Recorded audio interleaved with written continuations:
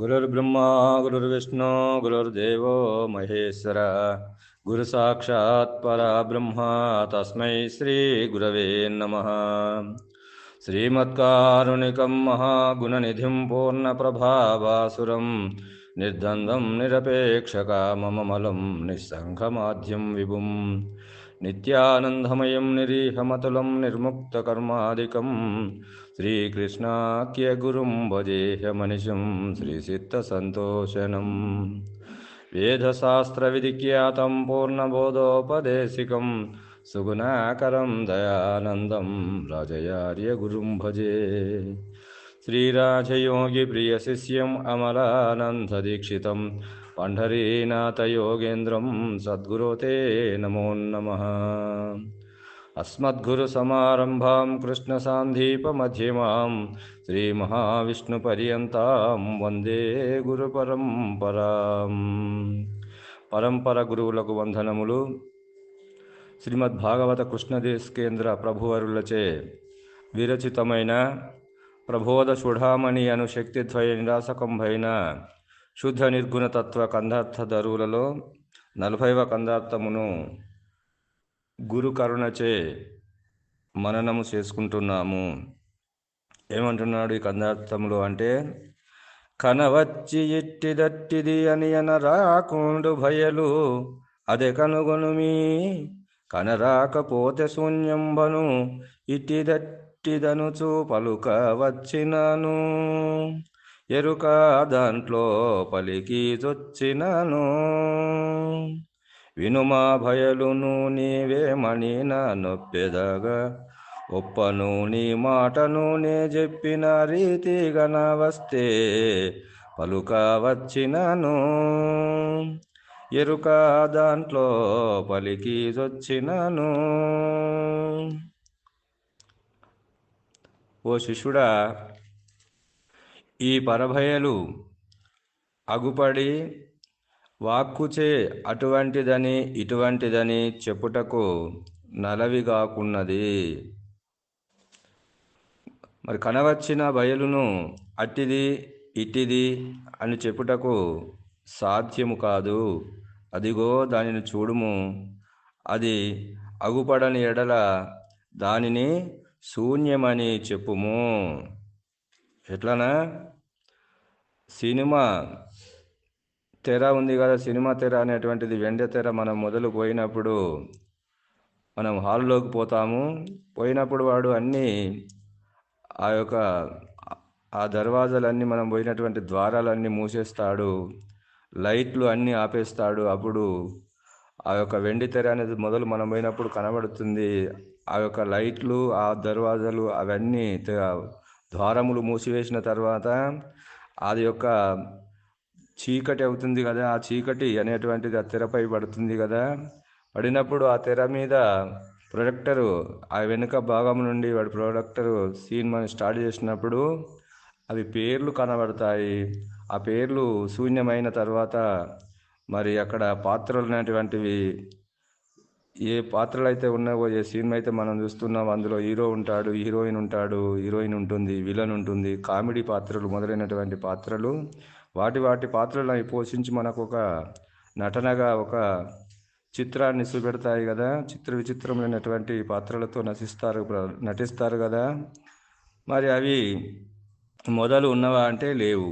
మనం పోయిన తర్వాత చీకటి అనేటువంటి ఆ వెలుతురులో వచ్చినవి కదా. మరి వచ్చేవి మరి మళ్ళీ మధ్య విరామము ఇస్తాడు కదా. ఆ మధ్యలో విరామం వచ్చిన తర్వాత మళ్ళీ అవి ఉంటాయా అంటే ఉండవు. మళ్ళీ విరామం తర్వాత మళ్ళీ ఎక్కడి నుంచి ఆపాయిందో అక్కడి నుంచి మళ్ళీ అది సినిమా మొదలవుతుంది.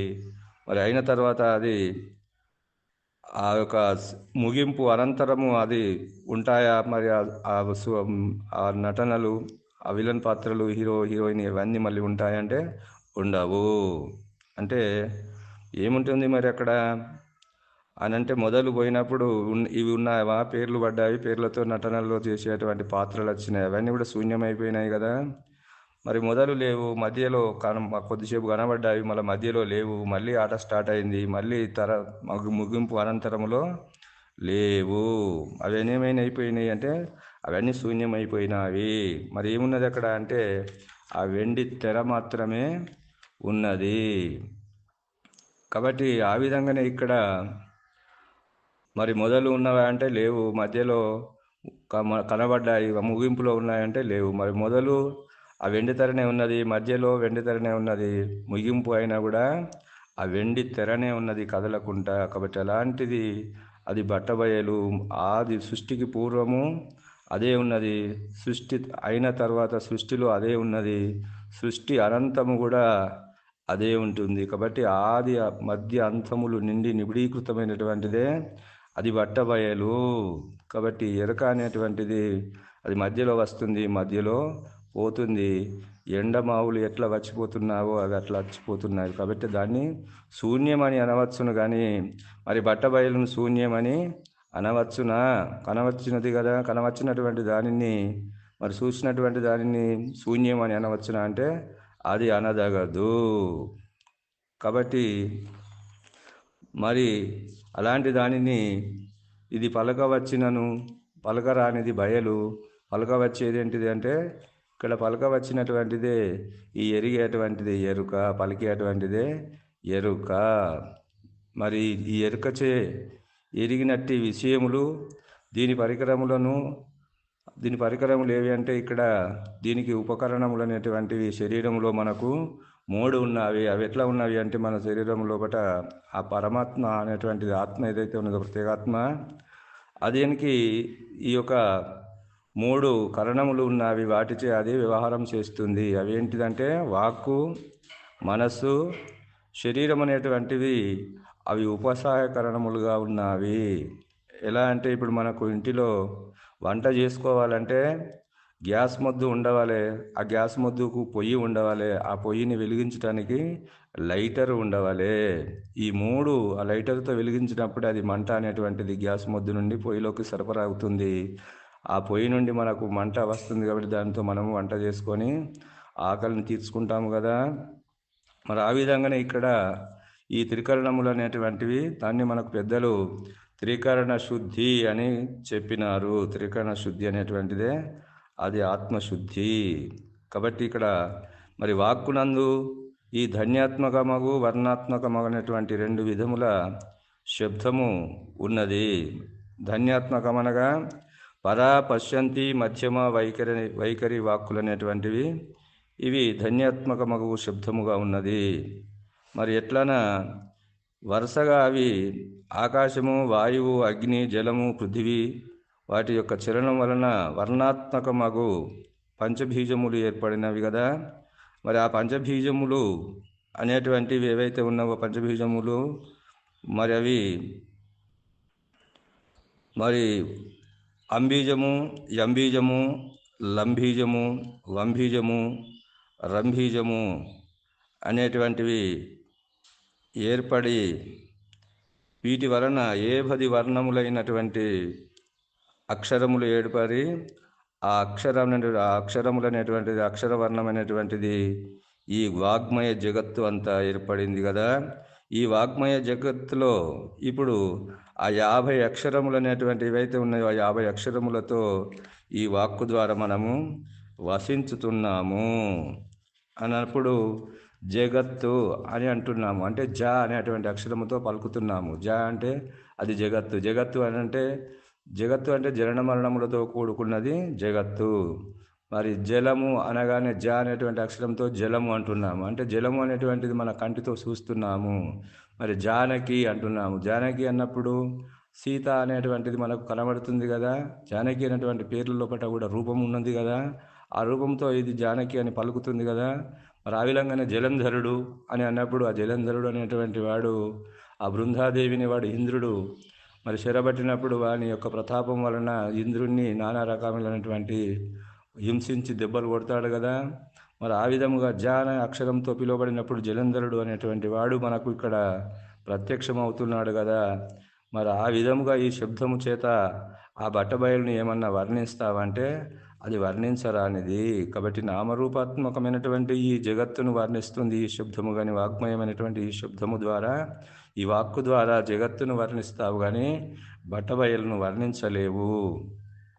మరి ఆ విధంగానే మనసు వలన ఏమన్నా ఊహించుటకు మరి అది ఊహించి చెప్పేదామా అంటే అది చెప్పతరము అనేటువంటిది. ఎందుకనగా మనసు యొక్క ఆవరణమునందు ఇమిడియున్నదని ఇమిడియున్న ఆ ఆ వర్ణాత్మకమైనటువంటి ఒక రూపాదులను వర్ణించగలము కానీ ఊహించుకొని చెప్పగలము కానీ మరి భావ్యాంతరముల యందు నిండి నిబిడీకృతమై ఉన్నటువంటి పరభయలను ఎట్లు గ్రహించగలదు ఈ మనస్సు అంటే గ్రహించదు కనుక దాన్ని వర్ణించదు, వివరించదు, విచారించి చెప్పడానికి మనసుతో రానటువంటిది బట్టబయలు. మరి ఆ విధంగానే ఇక్కడ శరీరము, ఈ శరీరం అనేటువంటిది మరి ఎట్లు తెలియచున్నది అనగా ఈ ఆవరణ లక్షణములు ఏవైతే ఉన్నావో దానిని అది శరీరము సృజిస్తుంది. అంటే ఆవరణము కలిగినటువంటి ఒక ఉపాధులను మాత్రమే అది స్పర్శని ఎరుగుతుంది. తల్లి అని, తండ్రి అని, కొడుకులను కొడుకు అని, భార్యని అని, మరి ఇంకా పిల్ల అని, పిల్లి అని, మన పిల్ల అని, మంది పిల్ల అని చెప్పి ఇలాంటి స్పర్శలు దీనివలన ఇది ఉష్ణము, స్పర్శ, వేడి అనేటువంటివి వస్తు సముదాయం ఉంటేనే కదా అది స్పర్శను ఎరిగేది. మరి అలా స్పర్శ ద్వారా ఈ శరీరము ద్వారా ఆ బట్టబయలుని ఏమన్నా అది తెలుసుకుంటుందా అంటే అది తెలుసుకొనదు.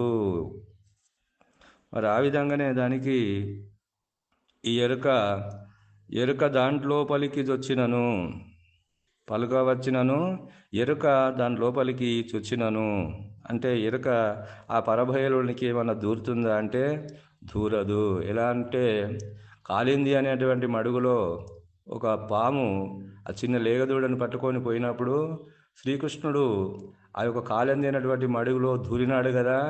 మరి ఆ విధంగా బట్టబయలులో ఈ ఎరుక ఏమన్నా దూరుతుందా అంటే అది దూరదు. ఎందుకు అని అంటే దానికి అవకాశం ఇచ్చేటువంటి స్థానము లేదు. కాబట్టి అది ఆవరణ రూపం అయితే అది ఏమన్నా మడుగు లాంటిది ఆవరణ రూపమైనటువంటిది అయితే అందులో అది ప్రవేశిస్తుంది. కాబట్టి పరభయలు లోపల ఎందుకు ఇది ప్రవేశించదు అని అంటే అద్దమునందు మన ముఖము తెలియను కానీ అద్దము లోపల బింబము లేదు కదా. అదేవిధంగా ఆకాశమునందు వాయువు తెలియను కానీ ఆకాశము లోపల వాయువు లేనట్లు, దీప ప్రకాశమునందు వ్యాపించి ఉన్నట్లు మరి ప్రకాశము తెలియబడుతున్నది కదా. మరి అంటే ఆకాశములో ఆ యొక్క దీపము లేనట్లు, ఆ ప్రకాశము లేనట్లు పరభయలునందు ఎరుక ఉన్నట్లు తెలియను కానీ పరభయలందు ఎరుక లేదు గనుకనే ఎరుకతోనున్న జాడ చేతనే రూపమును ఎరుకతోనున్న జాడ చేతనే రూపమగు ఎరుక మరుపులను ద్వంద్వ లక్షణములు పరభయలకు లేవు. కాబట్టి దానిలో ప్రవేశించడానికి దాని వీలు లేదు. కాబట్టి ద్వంద్వ లక్షణములు ఈ ఎరుకకే ఉన్నవి కాబట్టి ఆ ఎరుకకు ఈ ద్వంద్వ లక్షణములు ఉన్నవి కాబట్టి మరి ఈ అంధవికారములు అనేటువంటివి మన ముఖమునందే ఉన్నవి కానీ అద్దము యందు ఉన్నవి అంటే లేవు. మరి చలనాధికములు వాయువు యందే ఉన్నవి కానీ ఆకాశమునందు లేనట్లు, ఉష్ణాధికములు ప్రకాశమునందే ఉన్నవి కానీ ఆకాశమునందు లేవు కనుక మరి పరభయలందు ఎరుక ఉన్నట్లు తోచును కానీ నిజముగా లేదు అని మనకు అచల ఋషులు నిర్ణయం చేసినారు. కాబట్టి అలా తెలుసుకున్నట్లు ఈ పరభయలు యందు ఇతరమేమీ లేనే లేదని నిర్ణయము. పరభయలు యందు ఇదంతా శూన్యము గనక లేనే లేదనేటువంటి నిర్ణయము మరి పెద్దలు నిర్ణయం చేసినారు. కాబట్టి వినుము భయలును ఏమనినా ఒప్పెదగా, వినుమా భయలును ఏమనినా ఒప్పెదగా అంటే ఈ గుర్తు చేత ఎటువంటి అనుభవము మాట్లాడినా అంగీకరిస్తాను. కాబట్టి వినుమా భయలును నీవేమనినా ఒప్పెదగా అని గురుమూర్తి అంటున్నాడు. కాబట్టి ఈ గుర్తెరిగేటువంటి శరీరం చేత గుర్తెరిగేటువంటి వస్తువులని నీవేం చెప్పినా నేను మరి అంగీకరిస్తాను కానీ పరభయలను చెప్తే మాత్రము అంగీకరించను. కాబట్టి తగనొప్పను నీ మాటను, కాబట్టి ఆ విధముగా నీవు చెప్పిన తగనొప్పను నీ మాటను నేను చెప్పిన రీతి గనవస్తే అంటున్నాడు కదా.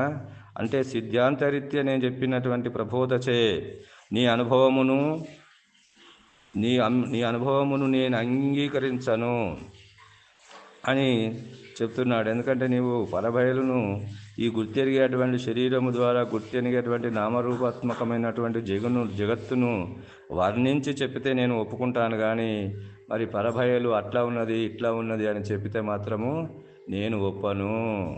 ఎందుకంటే అది నీ అనుభవపూర్వకంగా నీవు ఊహించి చెప్పినట్లయితే నేను ఒప్పను. ఎట్లా ఉంటుంది? అందుకొరకే మరి నే చెప్పిన రీతి ఏదైతే ఉందో, గురుమూర్తి ఏ సూచన అయితే చేసినాడో ఆ సూచన యందు మరి ఈ నేనే సర్వమనేటువంటిది, సర్వమును గుర్తెరిగేటువంటి ఈ మూలం లేని గుర్తెరిగే శరీరమే శూన్యమవుతుంది, కానీ మరి పరభయలు శూన్యమా అంటే శూన్యము కాదు. మరి ఎవరు శూన్యము ఇక్కడ అంటే నేనే శూన్యము, నేననేటువంటి పరమాత్మనే ఇక్కడ శూన్యము. కాబట్టి నేనే శూన్యమైన తర్వాత మరి దాన్ని చెప్పవచ్చునా ఇట్టిది అట్టిది అని అనటానికి వీలు లేనటువంటిది. కాబట్టి గురుమూర్తి అనుగ్రహము ద్వారా స్వామి నేనే లేనేలేనటువంటి యొక్క నిర్ధారణ ఎప్పుడైతే నీకు తెలియవస్తుందో, కాబట్టి నీవే శూన్యమని ఇక్కడ భాగవత కృష్ణదేశకేంద్రుల వారు మనకు ఇదిగో చూడు పరిపూర్ణము ఇట్టి అని చూపెట్టి మరి ఇట్టిది అట్టిది అని చెప్పి అనవచ్చునా? ఇట్టిది అట్టిది అనేటువంటి ఎరుకనే శూన్యమవుతుంది కదా నాయన. కాబట్టి నీవే శూన్యం కదా. నీవు లేనప్పుడు మరి నీకు జనన మరణాలు లేవు, జనన మరణ భ్రాంతి లేదు, భయము లేదు, ఏమీ లేదు. కనుక నీవు నిర్భయంగా కర్తృత్వరహిత కర్త అనేటువంటి వాడే శూన్యమైపోతున్నాడు. కాబట్టి కర్తృత్వరహిత కర్మాచరణ పద్ధతిని నీవు ఉన్నంత వరకు ఆచరించి జీవన విధానాన్ని గడుపు అని చెప్పి మనకు శ్రీ కృష్ణ ప్రభుల వారు ఈ కందార్థము ద్వారా తెలియజేస్తున్నాడని తెలియజేస్తూ ఇంతటితో ఈ కందార్థ భావాన్ని ముగిస్తున్నాను. జై బలో సద్గురు ప్రభు మహారాజుకు జై. సర్వం సద్గురార్పణం.